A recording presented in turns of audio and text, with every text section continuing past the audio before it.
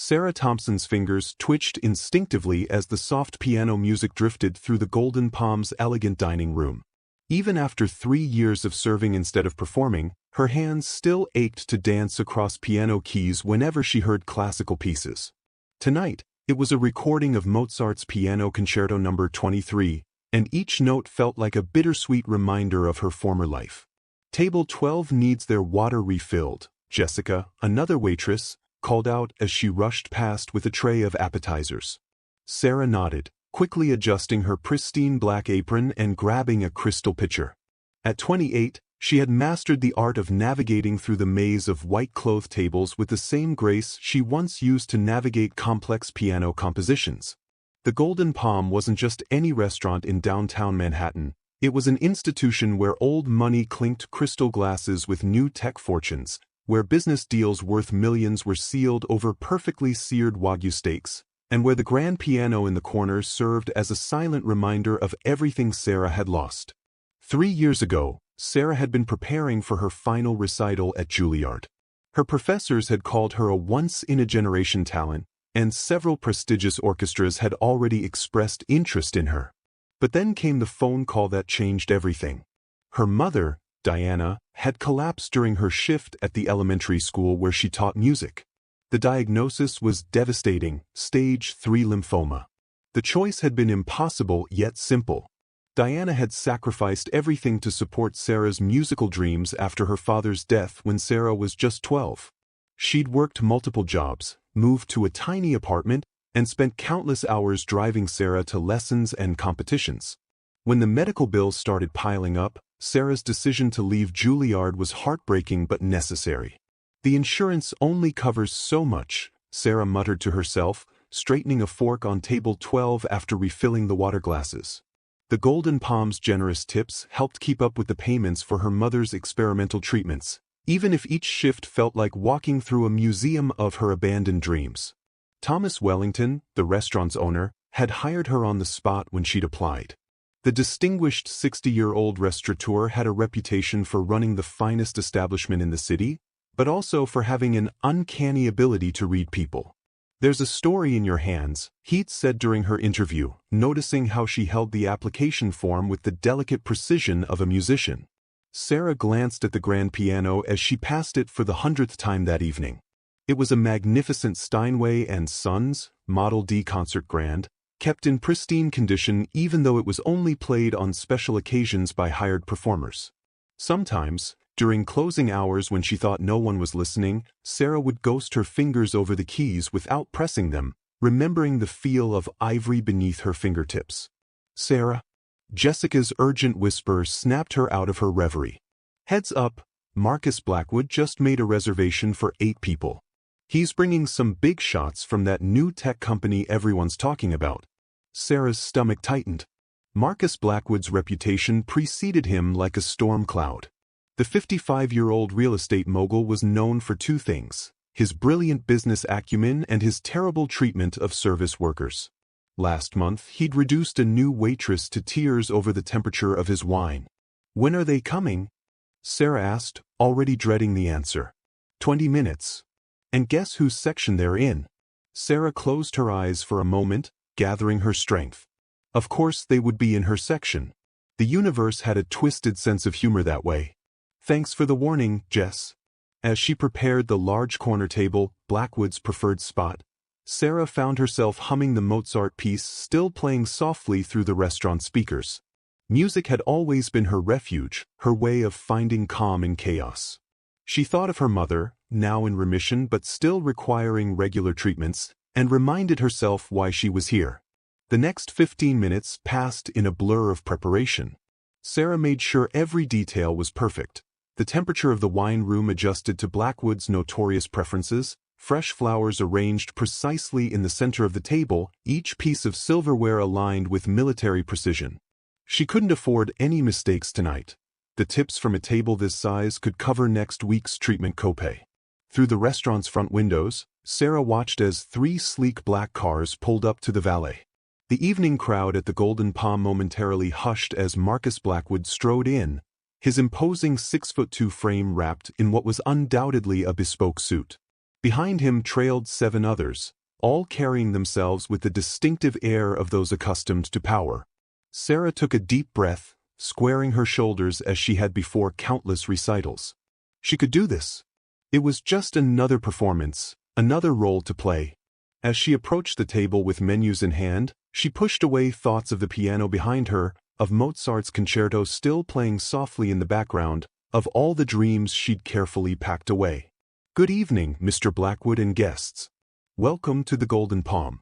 My name is Sarah, and I'll be taking care of you tonight." As Blackwood looked up at her with barely concealed disdain, Sarah had no way of knowing that this evening would change everything, that the very skills she thought she'd left behind were about to take center stage in a way she never could have imagined. Marcus Blackwood barely acknowledged Sarah's greeting, instead turning to his guests with an exaggerated smile. "The Golden Palm is one of my favorite establishments in the city. Everything here is supposed to be perfect." He emphasized the last word while glancing dismissively at Sarah, making his expectations clear. The next 30 minutes became an exercise in patience as Blackwood found fault with everything. The water wasn't cold enough. The bread wasn't fresh enough. The wine needed to breathe more. Yus. With each criticism, his voice grew louder, ensuring nearby tables could hear his dissatisfaction. "Tell me," he interrupted Sarah as she described the evening specials, "do they not teach proper wine presentation wherever you learned your trade?" His eyes gleamed with cruel amusement as his business associates shifted uncomfortably in their seats. Among them was James Foster, the CEO of New Tech Solutions, whose company Blackwood was trying to convince to lease an entire floor in his newest skyscraper. Foster watched the interaction with growing discomfort, noticing how Sarah maintained her composure despite Blackwood's obvious attempts to ruffle her. "I apologize if the presentation wasn't to your standards, Mr. Blackwood," Sarah replied evenly, her years of performing under pressure serving her well. "Would you like me to bring you a different bottle?" No, Blackwood waved his hand dismissively.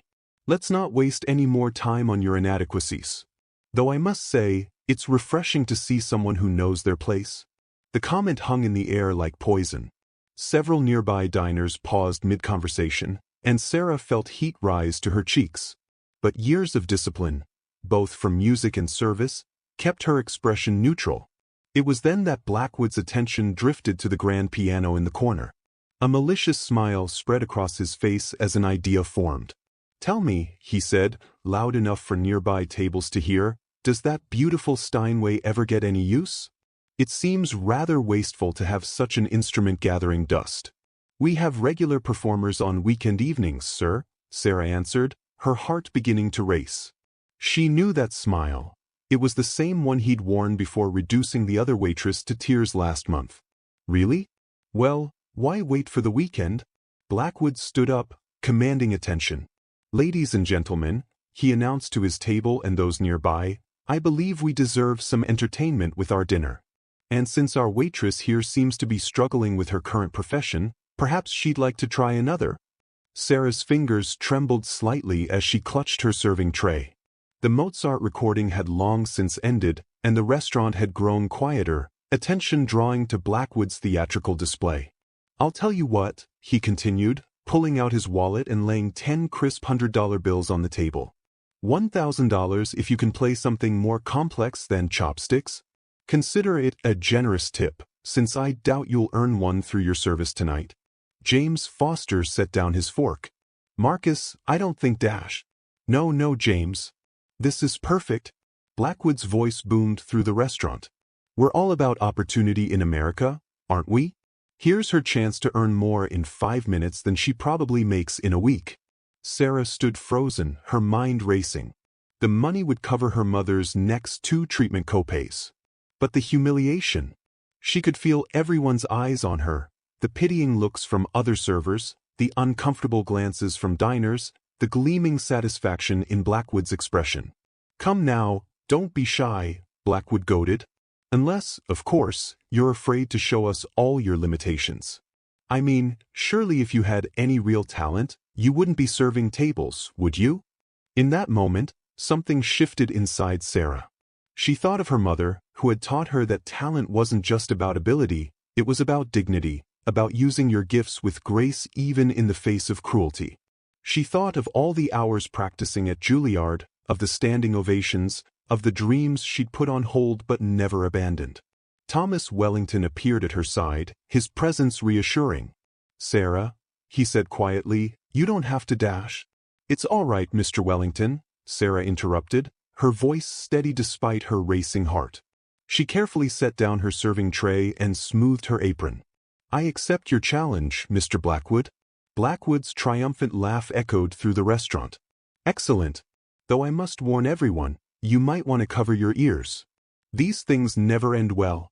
As Sarah walked toward the piano, she could hear Blackwood continuing his commentary. "You know, James, this is exactly what I mean about people these days, no sense of their own limitations. But sometimes they need to be taught a lesson in humility." Sarah reached the piano, her sanctuary, her first love. As she sat down on the bench, muscle memory took over. She adjusted the seat with the practiced motion of someone who had done so thousands of times. Her fingers hovered over the keys as she took a deep breath. The restaurant had fallen completely silent now, all eyes on her. In her peripheral vision, she could see Blackwood's smug expression, could sense his anticipation of her failure. But as her fingers touched the keys, everything else faded away. The moment of truth had arrived, and Sarah Thompson was about to remind everyone, including herself, of exactly who she was before life had forced her to put her dreams on hold. The first notes of Chopin's Nocturne Op. 9 No. 2 floated through the air like silk, and Marcus Blackwood's smirk froze on his face. Sarah's fingers danced across the keys with practiced precision, each note crystalline and pure. The gentle, melancholic melody filled every corner of the golden palm, and within seconds, you could hear a pin drop. Sarah closed her eyes, letting muscle memory and emotion guide her. The piece she'd played countless times at Juilliard now flowed through her like a familiar embrace. As the complex runs and ornamentations cascaded from her fingers, she heard a wine glass drop somewhere in the restaurant, but she didn't break her concentration. Marcus Blackwood's face had transformed from smug satisfaction to confusion, then to disbelief. James Foster, watching the scene unfold, leaned over to his colleague and whispered, "Still interested in that lease agreement?" His colleague slowly shook his head, eyes fixed on Sarah's performance. As the final notes of the nocturne faded away, Sarah opened her eyes, but she wasn't finished. Without pause, she transitioned into her own composition, the piece she had been working on before leaving Juilliard. It was a complex blend of classical structure and modern emotion, telling the story of her journey, the joy of music, the pain of sacrifice, the weight of responsibility, and the enduring power of love. The restaurant remained spellbound. Servers stood still, holding their trays. Diners sat with forks halfway to their mouths. Even the kitchen staff had emerged to witness the performance. Thomas Wellington stood near the piano, tears streaming down his face unashamedly. Sarah's original piece built to a crescendo, her hands flying across the keys with passionate precision.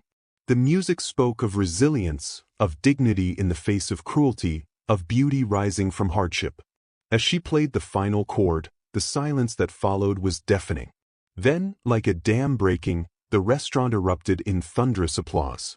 People stood from their tables, cheering and wiping tears from their eyes. In all his years of running the Golden Palm, Thomas Wellington had never seen such a response. At Blackwood's table, James Foster stood up, straightening his jacket. "Marcus, I believe we're done here. The Parker Building's offer is looking much more appealing." One by one, his potential clients stood and followed suit, leaving Blackwood sitting alone at the large table, his face ashen. Sarah rose from the piano bench, her legs slightly shaky but her head held high. As she turned to return to her duties, Thomas Wellington stepped forward. "Sarah," he called out, his voice carrying across the still applauding restaurant, "how would you feel about a slight change to your job description? We've been looking for a regular weekend pianist, and I believe we've just found her. Of course," he added with a warm smile, "with a salary that matches your talent." Fresh tears welled in Sarah's eyes as she nodded, unable to speak. The applause grew even louder.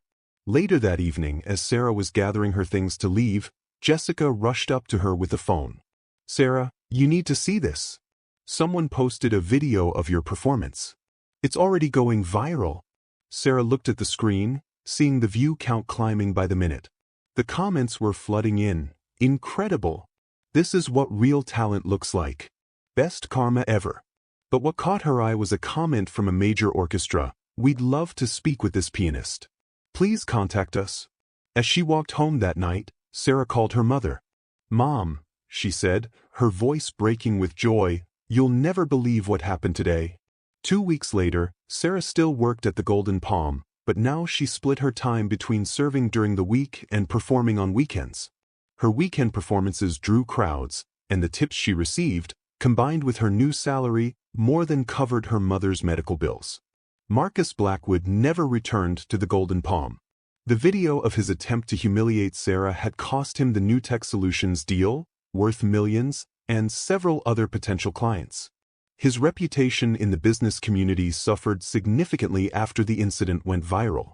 One Friday evening, as Sarah prepared for her performance, Thomas Wellington handed her an envelope. Inside was the $1,000 Blackwood had left on the table that night. He forgot this in his hasty departure, Wellington said with a twinkle in his eye. I think you more than earned it. Sarah smiled, then sat down at the piano, her piano now, and began to play. The music soared through the Golden Palm, but this time it wasn't a song of sadness or sacrifice. It was a melody of triumph, of dreams reborn, and of talent that couldn't be silenced by hardship or cruelty. In the audience, Diana Thompson sat at the best table in the house, her eyes shining with pride as she watched her daughter shine. She was holding a letter from her doctor confirming her cancer was in complete remission, making the evening's performance all the more special. As the final notes faded away, Sarah looked out at the crowd and saw nothing but smiling faces and tear-filled eyes. She had found her way back to her dreams, not despite the obstacles, but because of them. And as the applause washed over her, Sarah Thompson knew that sometimes life's greatest performances come when we're brave enough to sit down at the piano and simply play our truth.